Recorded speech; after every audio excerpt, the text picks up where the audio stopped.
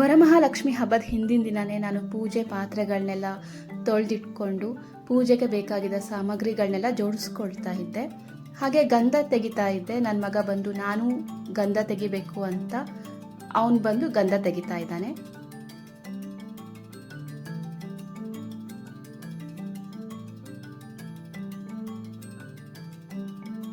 ಹಾಗೆ ಅಕ್ಷತೆನ ರೆಡಿ ಮಾಡ್ಕೊಳ್ತಾ ಇದ್ದೆ. ಅಕ್ಷತೆ ರೆಡಿ ಮಾಡ್ಕೊಳ್ಳೋಕ್ಕೆ ಸ್ವಲ್ಪ ತುಪ್ಪ ಅರಿಶಿನ ಹಾಕಿ ಮಿಕ್ಸ್ ಮಾಡ್ತಾ ಇದ್ದೀನಿ. ವರಮಹಾಲಕ್ಷ್ಮಿ ಹಬ್ಬದ ದಿನ ಬೆಳಗ್ಗೆ ಬೇಗ ಎದ್ದು ಕಸ ಅಂದು ನೆಲ ಒರೆಸ್ಕೊಂಡು ಮನೆ ಕ್ಲೀನ್ ಮಾಡಿ ಹಾಗೆ ಬಾಗಿಲಿಗೆ ರಂಗೋಲಿ ಹಾಕಿ ಬಣ್ಣದಿಂದ ಅಲಂಕಾರ ಮಾಡಿದೆ. ನಾನು ಯಾವ ರೀತಿ ಹಬ್ಬ ಮಾಡಬೇಕು ಅಂತ ಅಂದ್ಕೊಂಡೆ ಅದೇ ರೀತಿಯಾಗಿ ಹಬ್ಬ ಎಲ್ಲ ತುಂಬ ಚೆನ್ನಾಗಿ ಆಯಿತು. ಎಲ್ರಿಗೂ ನಮಸ್ಕಾರ.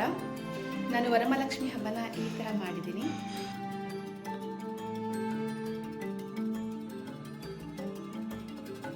ಹಬ್ಬ ಎಲ್ಲ ತುಂಬ ಚೆನ್ನಾಗಾಯಿತು. ಪೂಜೆನ ಬ್ರಾಹ್ಮಿ ಮುಹೂರ್ತದಲ್ಲಿ ಮಾಡಬೇಕಂತ ಅಂದ್ಕೊಂಡಿದ್ದೆ, ಅದೇ ರೀತಿಯಲ್ಲೇ ಆಯಿತು. ಮನಸ್ಸಿಗೆ ತುಂಬ ಖುಷಿ ಆಯಿತು.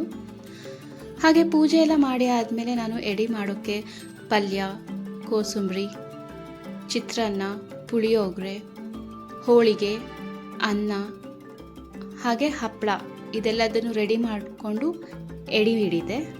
ಸಾಯಂಕಾಲ ಅರಿಶಿನ ಕುಂಕುಮಕ್ಕೆ ಅಂತ ಅಕ್ಕಪಕ್ಕದ ಮನೆಯವ್ರನ್ನ ಕರೆದಿದ್ದೆ. ಎಂಟ್ರೆನ್ಸ್ನಲ್ಲಿ ಒಂದು ಬೌಲಲ್ಲಿ ನೀರು ಹಾಕಿ ಹೂ ಹಾಕಿ ಹಾಗೆ ಒಂದು ಸಣ್ಣ ಕ್ಯಾಂಡಲ್ ಹಚ್ಚಿ ಇಟ್ಟಿದ್ದೆ. ಆ ಕ್ಯಾಂಡಲ್ದು ಫ್ರಾಗ್ರೆನ್ಸ್ ಲೆಮನ್ ಗ್ರಾಸ್ದು ತುಂಬ ಚೆನ್ನಾಗಿ ಫ್ರಾಗ್ರೆನ್ಸ್ ಬರ್ತಾ ಇತ್ತು. ಹಾಗೆ ಸಾಯಂಕಾಲ ಕೂಡ ಪೂಜೆ ಮಾಡಿದೆ. ಅದ್ರ ಜೊತೆ ಬಂದೂರಿಗೆ ಕೊಡೋಕ್ಕೆ ಅಂತ ನಾನು ಉಡಿ ಸಾಮಾನು ರೆಡಿ ಮಾಡಿ ಇಟ್ಕೊಂಡೆ. ಎಲೆ, ಅಡಿಕೆ, ಬಾಳೆಹಣ್ಣು ಹಾಗೆ ಬ್ಲೌಸ್ ಪೀಸ್, ಕುಂಕುಮ, ಅರಿಶಿನ, ಹೂವು ಎಲ್ಲದನ್ನು ರೆಡಿ ಮಾಡಿ ಇಟ್ಕೊಂಡಿದ್ದೆ.